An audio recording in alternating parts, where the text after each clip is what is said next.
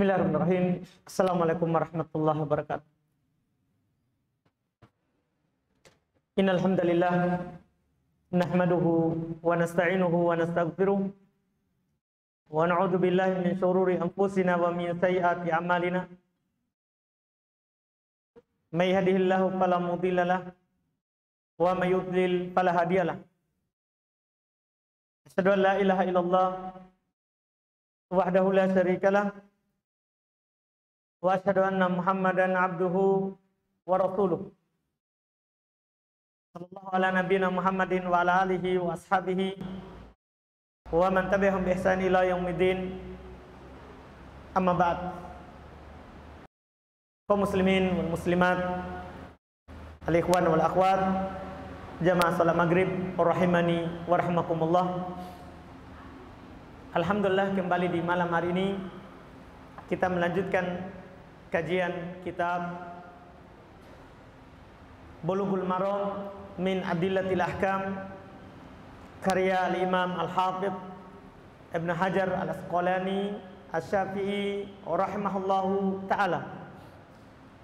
Kita masih di Kitabut Thaharah, khususnya di bab Nawaqidul Wudu, pembatal wudu.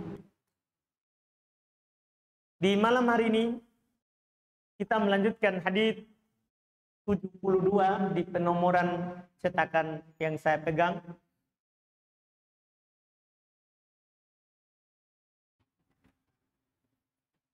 Yang belum sebutkan di bab pembatal wudu. Kata beliau rahimahullahu taala, wa an Aisyah radhiyallahu taala anha qalat, kana Rasulullah sallallahu alaihi wa alihi wasallam yadhkurullaha ala kulli ahyani. Rawahu Muslimun wa 'allaqahu Al-Bukhari. Kata beliau rahimahullah dari Aisyah Ummul Mukminin, istri Nabi kita Muhammad sallallahu alaihi wasallam radhiyallahu taala anha, beliau berkata, adalah Rasulullah sallallahu alaihi wasallam berzikir kepada Allah di setiap keadaan beliau, di setiap saat, di setiap keadaan. Kata beliau rawahu Muslim, hadis ini riwayat Imam Muslim, wa 'allaqahu Al-Bukhari, dan Imam Al-Bukhari meriwayatkannya juga, tapi secara ta'liq. Secara ta'liq maksudnya tanpa sanad. Tapi disebutkan oleh beliau dalam Sahih Al-Bukhari. Derajat hadis, kedudukan hadis ini tentunya tidak perlu diragukan lagi, hadis sahih. Beliau bawakan di Kitabut Thaharah, khususnya di bab wudu dan pembatalnya. Beliau ingin memberikan ilmu, faedah kepada kita. Kita sudah tahu bahwa kalau ada hadas maka tidak sah salat. Itu sudah dimaklumi. Tapi bagaimana kalau zikir? Berzikir kepada Allah Subhanahu wa ta'ala, apakah dipersyaratkan juga harus wudu dulu baru kita berzikir? Itu pertanyaannya. Maka beliau jawab dengan hadis yang ada di hadapan kita. Cuma ini hadis umum untuk segala atau seluruh zikir. Umum. Apakah itu dari Al-Quran? Zikirnya membaca Al-Quran, karena membaca Al-Quran itu juga zikir. Zikir dengan lafaz-lafaz zikir yang kita biasa ucapkan, seperti bertasbih, mengucapkan subhanallah, bertahmid, mengucapkan alhamdulillah, bertakbir, mengucapkan Allahu Akbar, bertahlil, mengucapkan la ilaha illallah, dan zikir-zikir yang lain selain Al-Quran. Apakah semua seperti yang dikatakan di hadis atau bagaimana? Apa pembahasan dari ulama kita terkait dari masalah ini? Maka para ulama rahimahumullah di dalam pembahasan fikih, mereka terkait dengan zikir itu terbagi dua. Dari sisi pembahasan. Pertama, kalau zikirnya bukan Al-Quran. Kalau zikirnya bukan Quran. Maksudnya kita berzikir dengan lafaz-lafaz yang memang lafaz-lafaz zikir yang diajarkan oleh Nabi SAW. Seperti yang kami sebutkan tadi. Tasbih, tahmid, takbir, tahlil. Ya. Atau baca hauqala la haula wala quwata illa billah, atau baca subhanallahil azim, subhanallahi wa bihamdi, atau lafaz-lafaz yang lain dari zikir selain Quran. Itu pembahasan pertama. Pembahasan yang kedua, zikir yang kita berzikir kepada Allah Subhanahu wa taala membaca Quran. Membaca Quran. Ini pembahasan kedua. Untuk pembahasan pertama, berzikir kepada Allah Subhanahu wa taala selain lafaz Quran, bukan dengan membaca Quran. Maka para ulama rahimahumullah taala bersepakat bahwa boleh walaupun tanpa wudu. Tidak silang pendapat.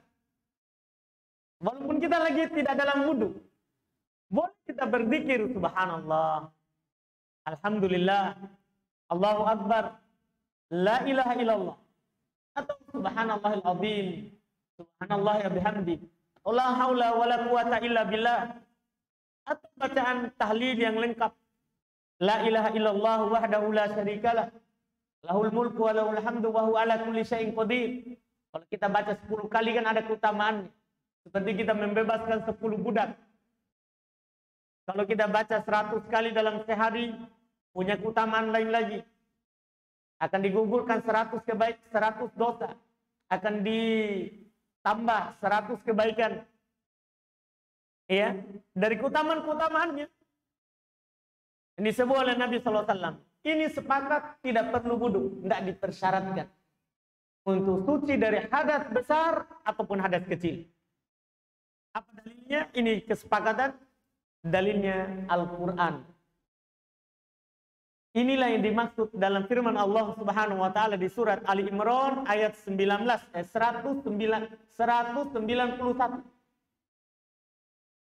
Kata Allah Subhanahu wa taala memuji orang-orang yang berzikir, alladzina yadhkuruna Allaha qiyaman wa qu'udan wa 'ala junubihim wa yatafakkaruna fi khalqis samawati wal ard.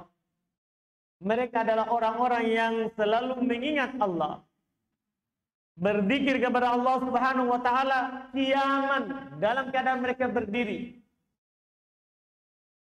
wa qu'udan, dalam keadaan mereka duduk, wa 'ala junubihim, dan ketika mereka berbaring. Ketika mereka berbaring. Dan mereka adalah orang-orang yang selalu memikirkan, mentadaburi dari makhluk Allah Subhanahu wa taala berupa penciptaan langit dan bumi. Ini di setiap keadaan. Berdiri, duduk, berbaring. Kapanpun, dimanapun. Dan ini juga berdalil dengan hadis yang ada di buku yang kita baca. Kata Aisyah radhiyallahu taala anha, kana an-nabiy sallallahu alaihi wa alihi wasallam yadhkurullah ala kulli ahyani. Adalah Rasulullah sallallahu alaihi wasallam berzikir kepada Allah di setiap keadaannya. Ini di setiap keadaan, maksudnya berdiri, duduk, berbaring, suci dari hadas atau tidak suci dari hadas. umum. Ini selain Quran. Adapun kalau kita baca Al-Quran, kalau memegang mushaf sudah lewat. Sudah kita bahas. Dari pendapat para ulama di pertemuan sebelumnya. Sekarang kita baca tanpa pegang. Kita baca Quran tanpa memegangnya. Apakah dari hafalan kita yang kita punya? Iya. Yang kita baca. Apakah boleh tanpa toharoh seperti zikir biasa? Nah, ini ada silang pendapat di kalangan para ulama rahimahumullahu ta'ala. Sebagian para ulama rahimahumullah berpendapat bahwa ketika seorang tidak di atas toharoh, apakah dalam hadas kecil ataupun hadas besar, junub bagi laki-laki atau perempuan, atau haid bagi perempuan, atau lagi nifas bagi perempuan, mereka berpendapat tidak boleh membaca Al-Quran. Tidak boleh mereka membaca Al-Quran. Kalau lagi hadas, tidak boleh berzikir dengan membaca lafaz Quran, walaupun dari hafalannya. Ini pendapat. Mereka berdalil dengan hadis yang mereka sebutkan dari Nabi Shallallahu Alaihi Wasallam, diriwayatkan oleh Imam Ahmad, Abu Daud, At-Tirmidzi, demikian pula Imam An-Nasa'i serta Ibnu Majah. Katanya dari Ali bin Abi Thalib radhiyallahu taala anhu, beliau berkata, kana Nabi sallallahu alaihi wasallam yukri'una al-Qur'ana ma lam yakun junuban.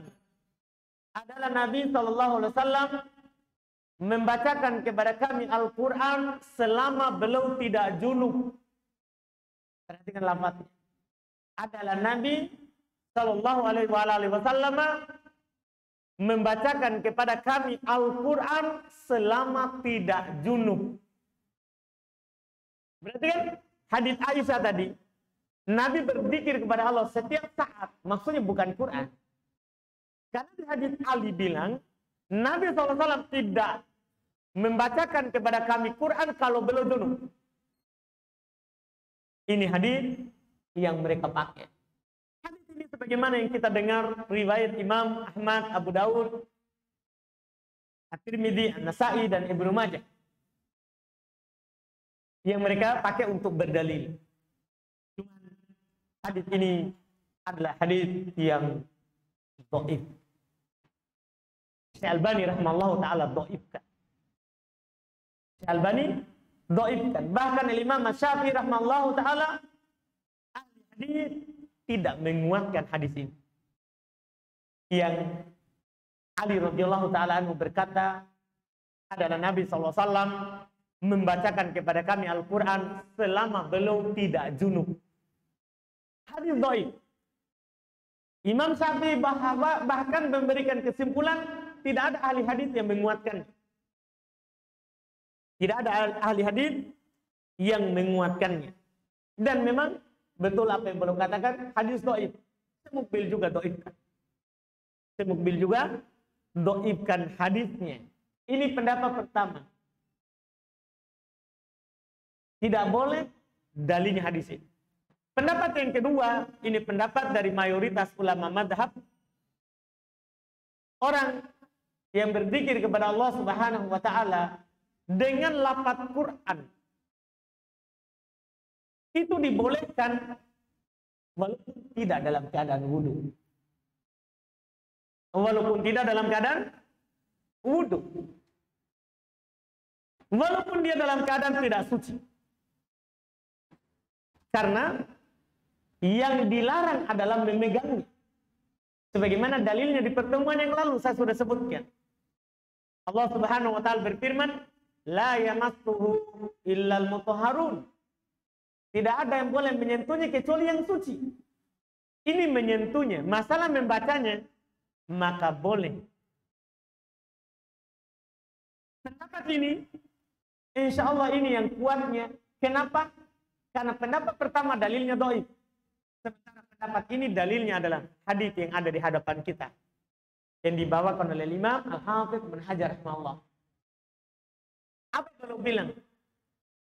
Beliau nukil dari Aisyah radhiyallahu taala anha bahwasannya kata Aisyah, karena Rasulullah sallallahu alaihi wasallam yadhkurullaha ala kulli ahyanihi.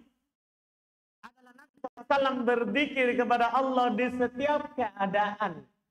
Kata zikir di sini mencakup zikir lafaz Quran dan selain lafaz Quran. Tidak ada yang mengecualikannya atau mengkhususkan. Maka asalnya itu berlaku umum.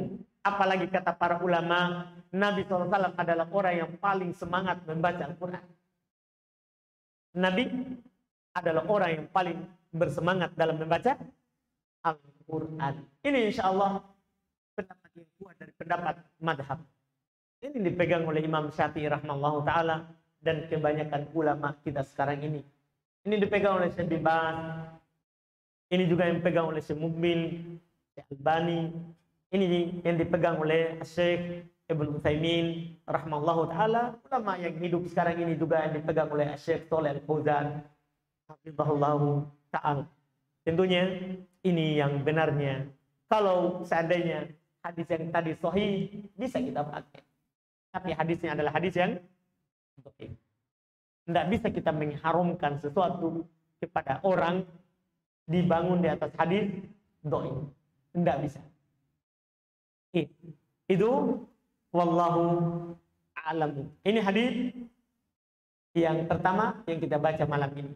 Kemudian hadis berikutnya. Kata beliau rahimahullahu taala, wa ana Anas Ibnu Malik radhiyallahu taala anhu qala anna Nabiy sallallahu alaihi wasallam ihtajama wa shalla wa lam yatawadda. Akhrajahu ad-Darqutni wa layyanah. Masyaallah. Kata beliau rahimahullah dari Anas bin Malik radhiyallahu taala anhu, beliau berkata bahwasanya Nabi SAW ihtajama, beliau berbekam. Kita paham semua mungkin bekam ya. Ya. Wa shalla, dan beliau salat, wa lam yatawadda. Beliau tidak wudu dari bekam.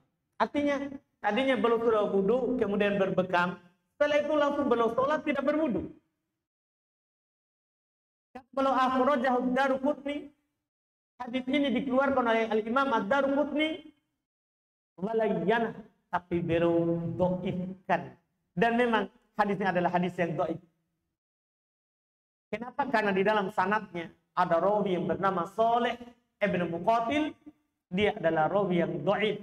Bahkan berkata Imam Ad-Darqutni ketika belum menyebutkan hadis ini, katanya Shalih Ibnu Muqatil laisa bil qawi. Ibnu Muqatil dalam sanad hadis ini tidak kuat. Tidak kuat. Dan disebutkan oleh Imam An-Nawawi rahimahullah ta'ala memang hadisnya adalah hadis yang dhaif. Hadis yang dhaif. Sebenarnya keinginan beliau rahimahullah ta'ala di sini, beliau bawakan hadis ini untuk menunjukkan kepada kita bahwa keluarnya darah selain di bawah, selain di jalur biasa, di jalur kubul ataupun dubur, itu tidak membatalkan wudu. Tidak membatalkan wudu. Ini yang beliau ingin sampaikan. Dan walaupun hadisnya dhaif, itu pendapat yang benar. Kenapa? Iya. Hadis ini dhaif. Kita tidak pakai. Sebenarnya menunjukkan bahwa Nabi berbekam, bekam kan keluar darah, mengeluarkan darah. Belum langsung sholat tidak wudhu. Berarti kan menunjukkan bahwa keluarnya darah dari seorang selain di bawah, selain jalur ya air kencing atau jalur yang di belakang, kubul ataupun dubur. Keluarnya darah dari selain itu dari anggota badan seorang, itu tidak membatalkan wudhu. Kita tidak berdalil dengan hadis ini. Para imam madhab seperti Imam Malik, Imam Syafi'i rahimahullahu ta'ala, mereka berdua berkata demikian pula para pengikutnya. Mereka katakan dengan jelas, la wudu aminhu, tidak ada wudu dari orang yang keluar darah dari badannya selain kubul dan dubur. Dan ini disebutkan oleh Ibnu Taimiyah rahimahullahu taala dan para ulama yang lain. Kenapa tidak membatalkan wudu? Apakah berdalil dengan hadis ini? Tidak. Tapi berdalil dengan kaidah al-aslu fil asya'i at-taharah. Asal dalam segala sesuatu itu suci. Asalnya tidak membatalkan. Nanti kita akan katakan membatalkan wudu kalau ada dalil. Jadi ini kita berdalil dengan kaidah, ini mohon maaf mungkin kalau kita tidak belajar usul fikih baru kita dengar. Dengan al-bara'atul asliyah. Asalnya tidak batal. Kecuali ada nas. Kecuali ada dalil. Itu kaidahnya. Dalil ada sebenarnya, tapi kita tidak pakai karena dhaif. Kita pakai dengan kaidah umum bahwa asalnya tidak ada yang membatalkan kecuali apa yang keluar dari dubur ataupun kubur. Sebagaimana para ulama bersepakat, semua yang keluar dari kubur dan dubur itu membatalkan wudu walaupun itu yang keluar tidak biasa keluar. Walaupun itu yang keluar tidak biasa keluar. Selain itu tidak membatalkan wudu. Dan ini tentunya tidak samar lagi walaupun dalil yang ada di hadapan kita terkait dengan itu adalah dalil yang dhaif. Dalil yang dhaif. Ini masalah yang ada di hadapan kita. Imam Ahmad rahimahullahu taala tadi yang saya nukil itu dari Imam Malik dan Imam Syafi'i. Demikian pula Imam Ahmad rahimahullahu taala. Iya. Beliau di dalam madhab juga beliau tidak membatalkan wudu. Walaupun ada rincian dalam madhab beliau yang lain lagi, katanya kalau banyak membatalkan, kalau sedikit tidak. Kalau banyak darah yang keluar batal, kalau sedikit tidak membatalkan. Hanya saja rincian dari Imam Ahmad dalam madhab riwayat beliau yang lain itu tidak kuat karena tidak ada dalil yang merinci. Karena tidak ada dalil yang merinci. Makanya Syekh Abdurrahman bin Nasir Sa'di rahimahullahu taala yang beliau pilih adalah hal itu walaupun banyak tidak membatalkan wudu. Itu juga dipilih sebelumnya oleh Syekhul Islam Taimiyah rahimahullahu taala. Ini mirip dengan muntah, pendawaan, mimisan yang sudah lewat bersama kita. Yang sudah lewat pembahasan bersama kita. Ini terkait dengan hadis ini. Kemudian hadis yang ketiga,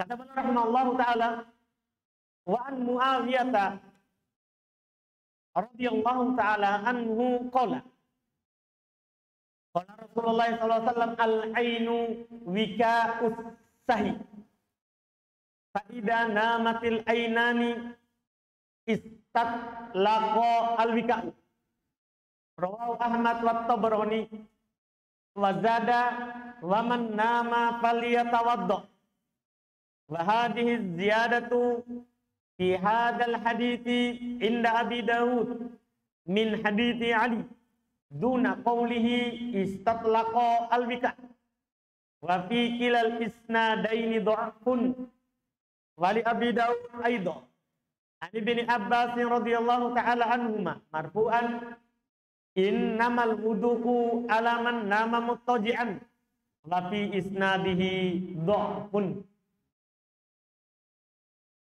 Ini hadis ini sebenarnya seharusnya belum sebutkan di awal. Karena saat membahas pembatal wudhu, hadis pertama yang belum sebutkan adalah terkait dengan tidur. Apakah tidur membatalkan wudhu atau tidak? Cuman belum sampaikan di sini. Padahal masalah tidur juga. Nah, ini sebagaimana yang pernah Ana sebutkan sama antum, bahwa beliau tulis buku ini dari hafalannya. Jadi kadang seharusnya yang di sini, tapi diakhirkan di sana. Dan namanya dari hafalan tergantung yang muncul. Apa yang Allah Subhanahu wa taala ya ingatkan kita untuk dari hafalan kita. Untuk dikeluarkan dari yang kita hafal. Semua hadis yang beliau sebutkan sebentar dhaif. Cuma rinciannya sudah lewat. Kita baca, lihat hadisnya. Kata beliau dari Muawiyah radhiyallahu taala anhu, beliau berkata, Rasulullah SAW bersabda, al-ain, mata ini, dika'us sahi, itu penutupnya as-sahi. As-sahi artinya ad-dubur. Lubang, mohon maaf, lubang pantat, itu namanya as-sahi. Asal katanya dari kata as-satahi, cuma dihilangkan taknya. Dihilangkan taknya. Mata ini penutupnya dubur. Fakidan namatil ainan, apabila kedua mata kita tertidur, istatlaqal wika, maka akan terbuka penutupnya. Artinya kita tidak sadar apakah ada yang keluar atau tidak di bawah. Ini kata baru diriwayatkan oleh Imam Ahmad dan At-Tabrani. Kemudian beliau tambah, waman nama falyatawaddo, siapa yang tidur hendaklah dia wudu. Wa hadhihi ziyadatu fil hadits, ini tambahan yang ada dalam hadis diriwayatkan oleh Imam Abu Daud dalam hadis Ali, tapi tanpa lafaz istatlaqal wika. Kalau sudah tidur maka akan terbuka penutupnya. Kapan ini di atas terbuka, di bawah tertutup? Kalau di atas tertutup berarti di bawah terbuka. Artinya kita tidak akan sadari keluar atau tidak. Tapi wa fi kilal isnadaini dha'fun, pada kedua sanad ini dhaif dan memang hadisnya dhaif dalam lafaz pertama.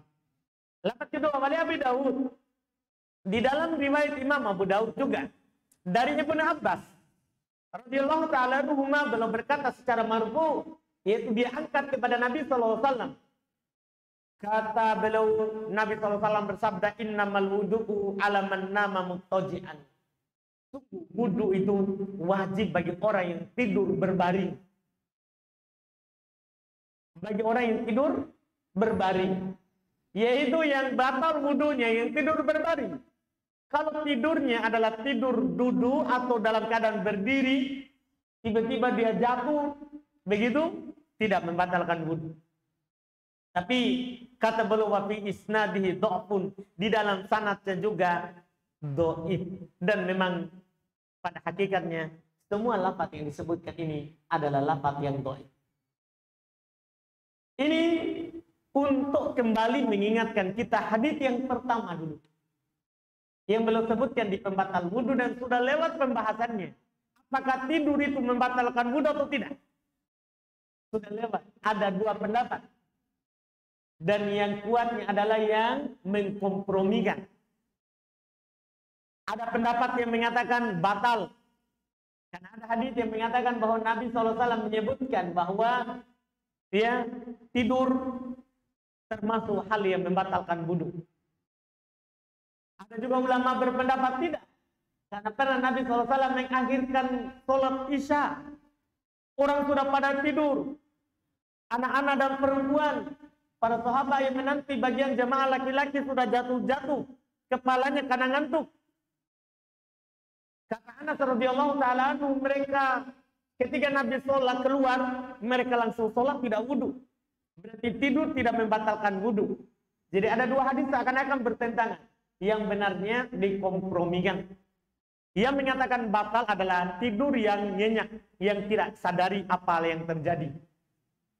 Adapun tidur ringan yang orang masih sadari apa yang terjadi di sekitarnya atau masih mendengarnya, itu tidak membatalkan wudu. Atau sebagian ulama mengatakan kalau tidurnya berbaring batal, tidur duduk tidak batal. Tidak batal. Kenapa seperti ini semuanya? Karena tidur ini sebenarnya bukan dia yang membatalkan wudu zatnya. Tapi kalau tidur itu dia tidak sadar di bawah ada yang keluar. Jadi itu sebenarnya pada hakikatnya dia bahasa ulama fikihnya madonnatul hadas. Bukan hadas. Tidur ini bukan hadas pada hakikatnya, tapi sangkaan kuatnya kalau seorang tidur tidak sadar ada yang keluar di bawah. Maka di sini cocok kalau dibilang tidur yang ringan itu tidak membatalkan wudhu, sementara tidur yang amik, tidur dalam, ya apalagi sampai bunyi mesinnya, ini membatalkan. Ini membatalkan wudhu. Ini cuma kita ulang saja apa yang telah berlalu di pembahasan kita. Mungkin kita cukupkan 3 hadis itu. Alhamdulillah. Insya Allah di pertemuan akan datang. Sebenarnya masih 1 hadis lagi. Tapi takutnya kepanjangan. Tidak cukup untuk kita tanya jawab. Kalau ada yang bertanya silakan. Boleh secara langsung atau kertas, silakan.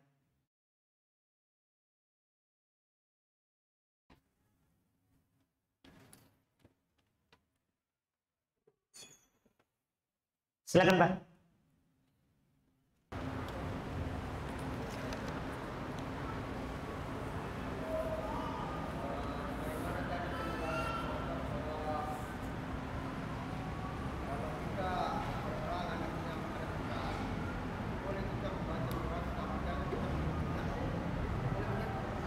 Gimana Pak?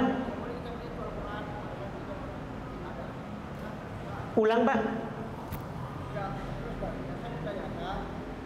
Kalau kita berhadas besar, bolehkah kita baca Quran ketika kita beristinya? Dan sekarang pertanyaan saya, biasanya itu kalau awal yang berhalangan, apakah dia tidak boleh masuk ke dalam masjid? Karena pandangan kepada perjalanan Quran kita itu, kalau dia berhalangan, katanya dia boleh masuk masjid. Apakah ada hadisnya itu? Yang pertama. Yang kedua, apakah semua gerakan imam kalau kita ikut salat, apakah wajib kita ikuti?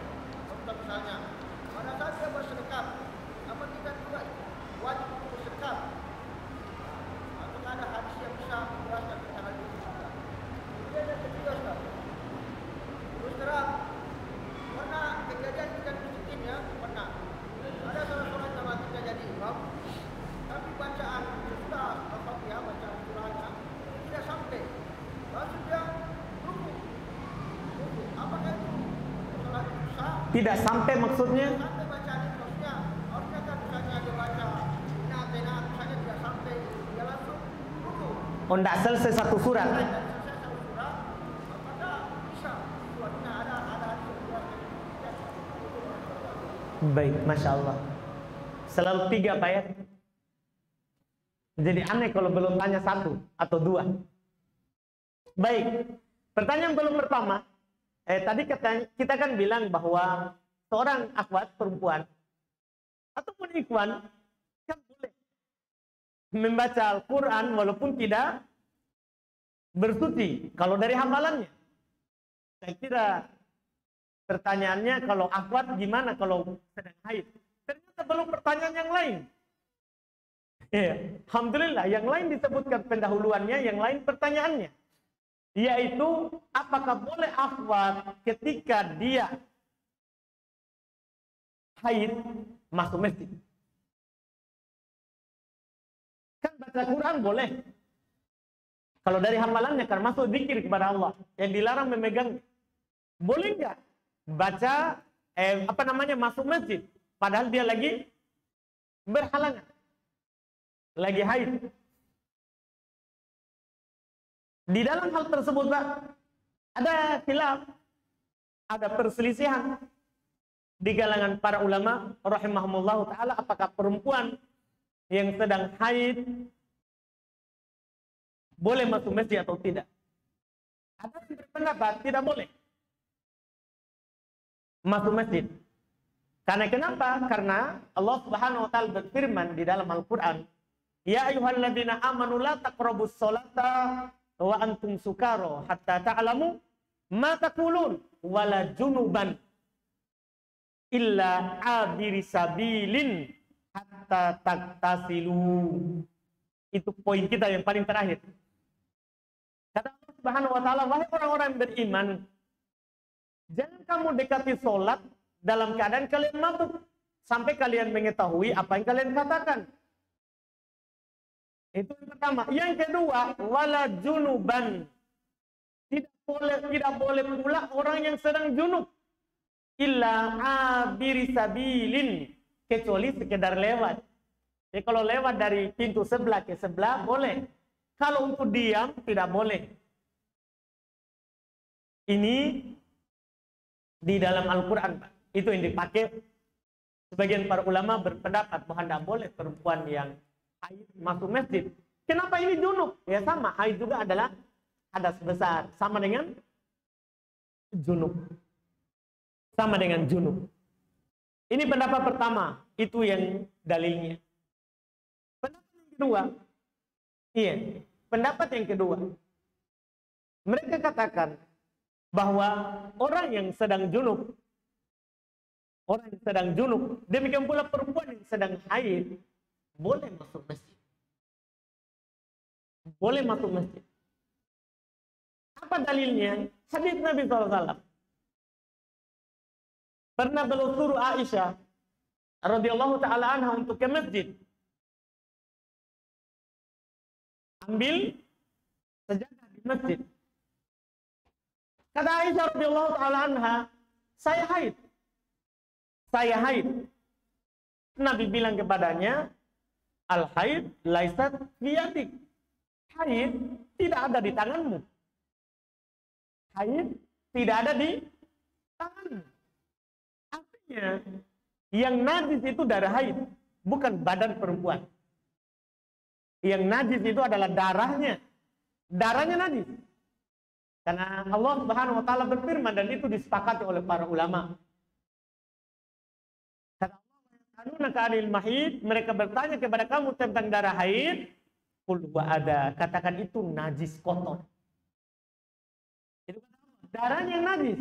Aisyah berkira ya tidak boleh ke masjid karena lagi haid. Nabi bilang, haid bukan di tanganmu. Artinya tidak apa kamu pergi ke sana walaupun kamu haid. Itu dalilnya. Terus bagaimana tadi ayat? Ayat tadi kan Pak bukan mendekati masjid. Ayat tadi itu mendekati sholat. Lihat lapatnya. Ya ayyuhalladzina amanu la taqrabus sholata. Wahai orang-orang yang beriman, jangan kamu dekati sholat. Kalau kamu lagi mabuk dan kamu lagi junub sampai kamu mandi. Nah memang orang tidak boleh sholat kalau junub belum mandi. Jadi bukan masjid, tapi apa? Sholat. Walaupun mereka bilang lagi, ya sholat maksudnya masjid. Tapi itu kan pemahaman jauh. Bukan seperti yang dilafadzkan. Makanya pendapat yang kedua ini Pak yang benarnya. Perempuan walaupun dia haid boleh ke masjid. Bersamaan dengan itu kita katakan pelihara atau jaga darah haidnya supaya tidak tembus di karpet masjid atau lantai masjid. Karena darah haid itu adalah darah najis. Darah haid itu darah najis. Kalau dia bisa menjaga darahnya tidak sampai ke masjid atau kadang sampai tapi dia bisa bersihkan, tidak ada masalah. Ini pendapat yang kuat ya insya Allah. Terkait dengan pertanyaan pertama. Yang kedua tadi belum bilang apa?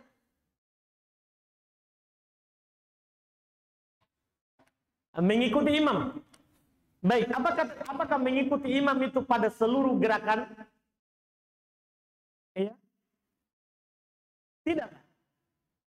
Kita ikuti yang harus diikuti. Seperti perkara-perkara besar. Ruku, kita harus ruku. Bangkit, harus bangkit. Sujud, harus sujud. Yang dikatakan oleh Nabi SAW dalam hadis. Ketika belum katakan, inna maju'ilal imam liutamma bi. Imam itu dijadikan supaya diikuti. Apa kata Nabi? Belum terangkan apa saja yang harus kita ikuti. Idza kabbara fakabbir. Kalau dia bertakbir, maka takbir. Idza raka'a farka'u, kalau dia ruku maka ruku. Wa idza rafa'a ra'sahu minar ruku' farfa', kalau dia angkat kepalanya dari ruku maka angkat. Wa idza sajada fasjudu, kalau dia sujud maka sujud. Wa idza rafa'a ra'sahu minas sujudi farfa', kalau dia angkat kepalanya dari sujud maka angkat. Wa idza sajada fasjudu, kalau dia lagi sujud kedua maka sujud. Wa idza rafa'a ra'sahu minas sujudi farfa', kalau dia angkat dari ruku, dari sujud maka angkat juga. Ini dikatakan oleh Nabi SAW. Ada pun perkara-perkara sunnah seperti cara angkat tangan atau cara meletakkan tangan atau cara duduk, itu perkara-perkara sunnah. Kalau kita ikuti tidak mengapa, bagus. Kalau kita tidak ikuti juga, misalnya kita ada kuatkan yang lain, perkara sunnah bebas. Seperti lapak-lapak istidah.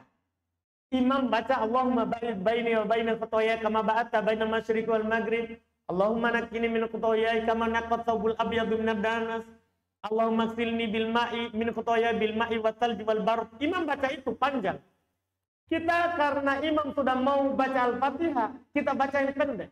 Kita baca Allahu akbar kabira walhamdulillahi katsira wa subhanallahi bukratan wa asila, cukup. Atau membaca doa lagi yang ketiga, alhamdulillah hamdan katsiran thayyiban barakan fi, itu sudah tidak masalah. Karena berbeda terhadap hal yang sunnah tidak ada masalah. Iya. Apalagi memang pada hal dasar yang memang diperselisihkan. Seperti kasus yang kita sebutkan, Mbak. Ada imam ya yang memimpin kita sholat bersedekah setelah takbir, setelah ruku. Dia bangkit dari ruku, sama Allahu liman hamidah, dia bersedekah kembali. Apakah kita juga bersedekah? Maka tergantung pendapat yang kita kuatkan. Tergantung pendapat yang kita kuatkan. Karena masalah kita bersedekah kembali atau tidak, itu diperselisihkan di kalangan ulama fikih. Dan antum tahu perselisihannya itu pakai satu hadis. Bukan hadis yang berbeda. Mereka pakai hadis yang sama. Cuman pemahaman yang beda. Itu dari hadis Sa'ad Ibn Sa'ad. Ya? Atau hadis juga datang dari Abu Humaid As-Sa'idi radhiyallahu ta'ala anhu, bahwasannya Nabi SAW bangkit dari ruku, belum tidak sujud. Sampai kapan? Hatta ya'uda kulla faqarin makanah. Sampai kembali setiap persendian itu ke tempatnya. Ini yang berbeda pendapat nanti. Ini kembali ke tempat dan persendian ini gimana? Ada mengatakan kembali seperti sebelum ruku. Ya sebelum ruku kan kita bersedekah. Maka ya harus kita kembali juga seperti sebelum ruku. Yaitu bersedekah. Sami Allahu liman hamidah, bersedekah. Sementara ulama yang lain lagi memahami enggak. Kalau kita bersedekah berarti persendian kita tidak kembali, kita masih tertepu. Persendian kita. Karena kalau kita balik meletakkan seperti ini, berarti kita belum kembalikan persendiannya. Makanya mereka berpendapat bahwa kembali itu maksudnya diirsal, diturunkan. Ini mah satu dalil yang dipakai. Cuman pemahaman yang beda. Ya, kalau kita berpemahaman berpendapat yang pertama, tidak apa-apa, kita lakukan. Kalau tidak, maka tidak perlu kita ikut imam di dalam hal tersebut. Di dalam hal tersebut. Seperti itu, Pak. Wallahu a'lam. Yang ketiga. Apa yang ketiga, Pak?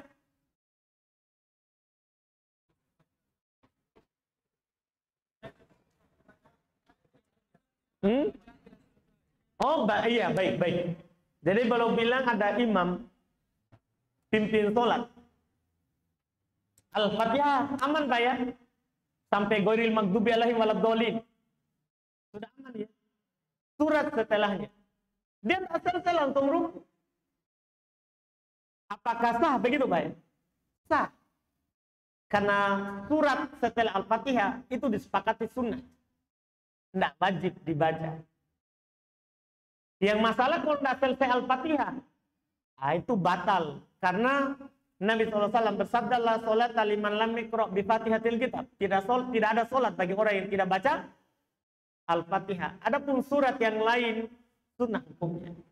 Iya. Jadi kalau dia tidak selesai, tapi kita contohkan, Masya Allah juga ya, inna atoina, masa tidak selesai. Tidak selesai itu biasanya An-Nisa, Al-Baqarah, Al-Imran, Karena masalah kalau diselesaikan Al-Imran, Masya Allah, 2 juz lebih. Iya, makmum kayaknya selesai duluan semuanya. Kalau seperti itu. Tapi kalau inna atoina, Pak, ada orang nggak selesai. Iya, itu kan pakai 1 napas, Pak. Tapi siapa tahu memang ada. Pernah ada kasus, Pak ya. Tapi enggak apa-apa orang berhayal. Ini namanya hayalan ahli fikih. Gimana kalau ada seperti itu? Orang cuma baca inna atoina kal kautsar. Allahu Akbar. Sangat sholat sah. Iya, cuman kasihan makmum di belakang. Kalau dia tadinya belum baca Al-Fatihah. Kasihan. Dia mau balap bagaimanapun tidak dapat. Iya, kecuali dia baca ikut imam. Alhamdulillah. Iya, baik.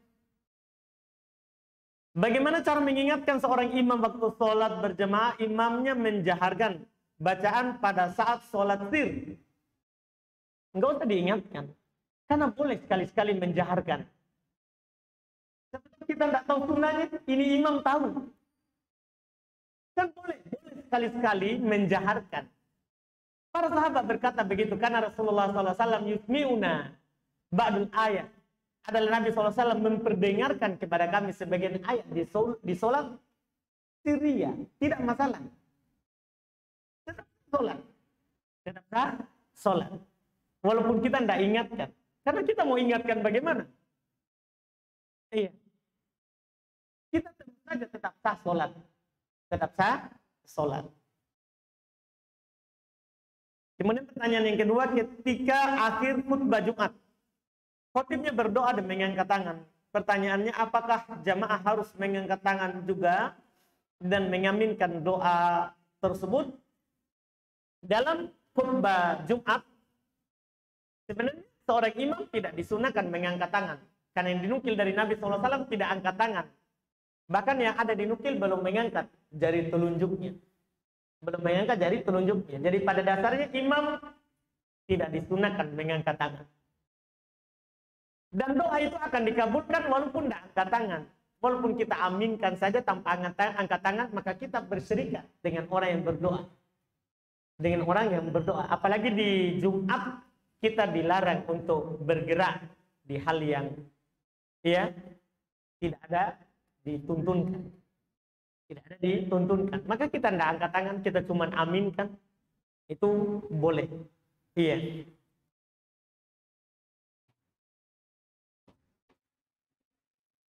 Kemudian ada pertanyaan berikutnya, bolehkah seorang istri atau suami menolak ajakan suami atau istrinya dengan alasan lelah kerja seharian? Iya. Kalau syar'i, iya memang alasannya dan suaminya maafkan, demikian pula istrinya maafkan, juga ridho dengan hal tersebut, dia terima, maka boleh. Tapi kalau suaminya tidak ridho, dia menolaknya, maka laknat malaikat baginya sampai suaminya ridho. Laknat malaikat baginya sampai suaminya ridho. Kalau suaminya tidak ridho sampai besok subuh, ya segitu dilaknat. Demikian pula sebaliknya. Demikian pula sebaliknya.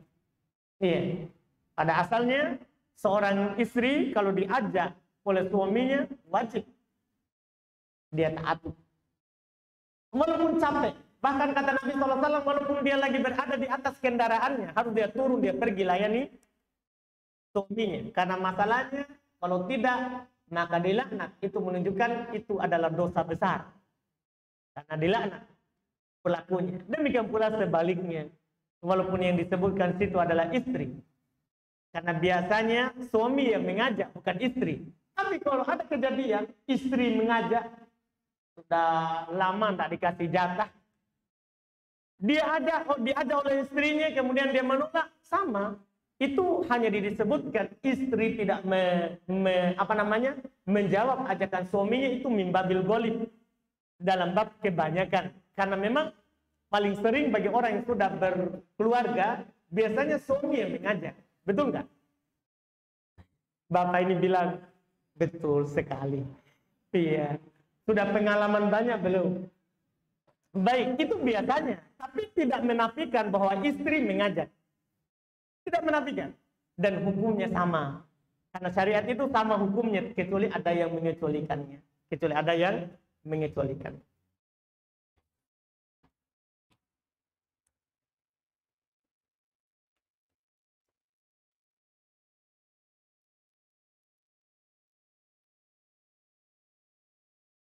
Mohon nasihatnya kepada seorang suami yang rajin memberi orang tuanya uang, tetapi tidak dengan mertuanya.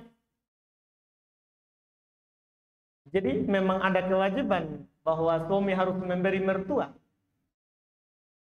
Nah, yang wajib baginya memberi istrinya. Kan itu yang ada dalam akad. Dia siap melayani istrinya secara lahir dan batin, memberikan tempat tinggal kepadanya, memberikan pakaian kepadanya, dan memberikan uang belanja kepadanya. Bukan mertua. Kalau mertua, istri mau kasih, alhamdulillah. Dan itu anjuran untuk suami, bukan kewajiban. Kalau suami memberikan kepada mertuanya, itu anjuran dan sunnah. Kalau dia taati, Masya Allah, itu termasuk memenuhi hak istri. Dan tidak apa-apa istri berikan orang tuanya yang dikasih oleh suami. Misalnya suaminya kasih uang belanja, istrinya kasih orang tuanya, tidak apa-apa. Maksudnya uang belanja pribadi untuk istri, itu harus dipisahkan. Kadang sebagian orang, dia tidak pisahkan uang untuk istrinya dengan uang belanja untuk kebutuhan mereka bersama. Tidak, beda. Uang istri itu haknya pribadi sendiri. Kemudian uang belanja bersama, itu dibayar bersama, itu kewajiban suami. Kewajiban suami. Jadi boleh dia kasih ibunya atau bapaknya yang dikasih oleh suami untuk iya, itu wallahu alam. Jadi tidak ada kewajiban, cuma dianjurkan untuk berbuat baik kepada orang tua istrinya. Kemudian pertanyaan berikutnya, apakah kotoran hewan membatalkan wudhu? Seperti cicak jika kita kejatuhan tainya. Iya. Hewan, tapi alhamdulillah karena penanya menyebutkan hewan apa. Kotoran cicak itu termasuk hewan yang ada di sekitar kita dan kita sulit untuk terlepas darinya. Maka kalau kita dikena oleh kotoran itu, cicak, tikus, kucing dan yang semisalnya dari hewan-hewan yang berkeliling di tengah kita, itu dimaafkan. Itu dimaafkan.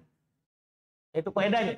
Nabi ketika ditanya tentang kucing, dalam hadis Abu Hurairah radhiyallahu taala anhu riwayat Imam Al-Bukhari dan Imam Muslim, kata Nabi, innaha minat tawwabina alaikum. Itu termasuk hewan yang berkeliling di tengah kalian.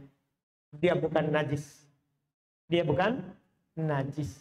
Itu wallahu a'lam.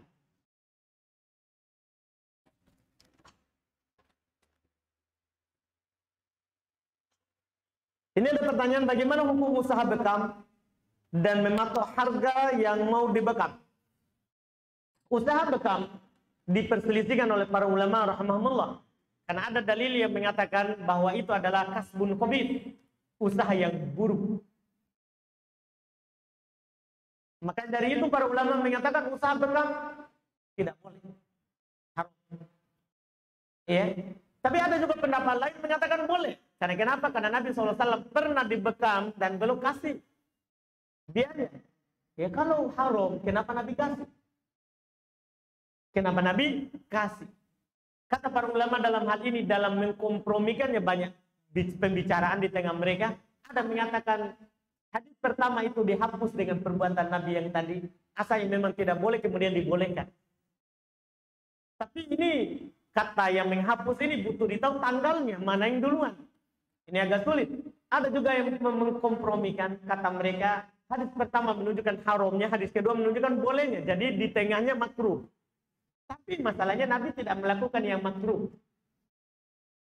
Nabi tidak melakukan yang makruh. Tapi walaupun itu adalah kompromi yang pertengahan.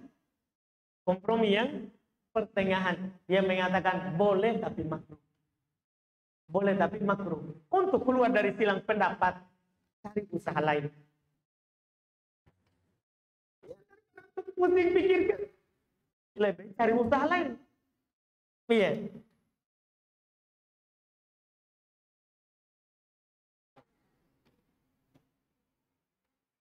Bagaimana tata cara mandi wajib yang sesuai tuntunan? Apa rukun dan sunah-sunahnya akan datang. Ada nanti babnya. Bab hukum seputar junub. Kenapa, apa saja yang menyebabkan wajib mandi junub dan bagaimana cara mandi junub akan datang. Mungkin kita akhirkan saja. Sabar. Kalau saya jawab sekarang, siapa tahu antum akan menghilang tekan depan. Baik, kita akhirkan saja. Sholat apa saja yang dilarang di waktu terlarang? Sholat apa saja yang dilarang di waktu terlarang? Hah? Sholat apa? Sholat yang dilarang.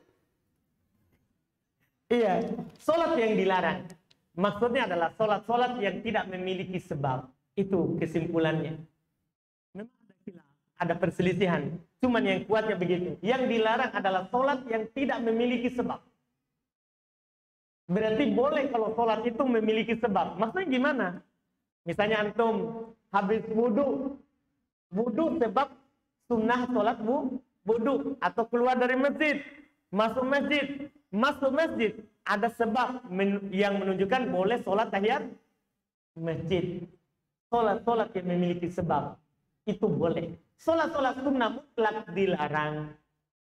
Dilarang. Sholat-sholat sunnah yang tidak memiliki sebab. Sholat-sholat sunnah yang tidak memiliki sebab. Misalnya mau sholat istikharah.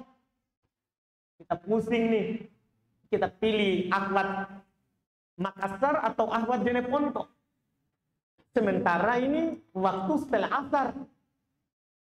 Ini sholat mutlak namanya. Kita tidak boleh sholat di situ karena waktu terlarang. Nanti tunggu. Waktu keluar waktu terlarangnya baru kita apa? Sholat. Ini contoh ya. Contoh. Kalau antum dibingungkan. Ya, atau ingin melakukan usaha apa saja. Bingung mau usaha apa. Maka sholat istikharah. Nah, ini sholat mutlak. Kapan dilakukan? Maka kita keluar dari waktu terlarang. Keluar dari waktu terlarang. Waktu terlarang itu ada berapa? Ada berapa? 5. Waktu terlarang. Setelah sholat asar, saat matahari terbenam. Setelah sholat subuh, saat matahari terbit. Dan saat matahari di atas kepala kita. Sebelum masuk waktu zuhur. Itu waktu terlarang. Habis waktu ya? Habis? Alhamdulillah. Baik. Kita cukupkan, mudah-mudahan bermanfaat. Alhamdulillah. Semua yang benarnya yang kita dengarkan itu dari Allah semata, yang salahnya itu dari kekurangan kami. Subhanallah, hamdika, asyhadu an la ilaha illa anta, astaghfiruka wa atubu ilaik. Assalamualaikum warahmatullahi wabarakatuh.